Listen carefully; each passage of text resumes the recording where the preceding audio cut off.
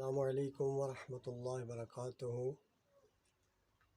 قرآن مجید کی معلومات کے حوالے سے میں آپ کی خدمت میں نئی ویڈیو لے کر حاضر ہوں۔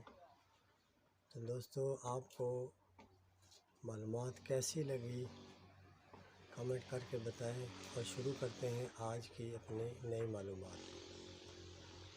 لفظ سا پورے قرآن کے اندر 1276 مرتبہ استعمال ہوا ہے۔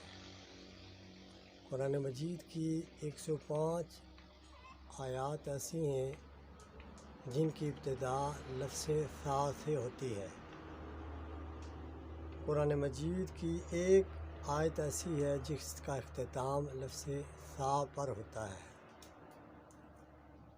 قرآن مجید کی ایک سورت ایسی ہے جس کا اختتام لفظ سا پر ہوتا ہے۔